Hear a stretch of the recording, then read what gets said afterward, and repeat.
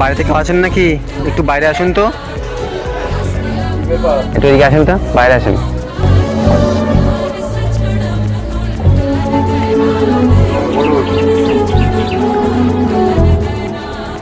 আগে রাত্রেবেলা আমি এখান থেকে ফিরছিলাম, তা দেখলাম আপনার মেয়ে দেখলাম মোমবাতি আলতো পড়াশোনা করছে।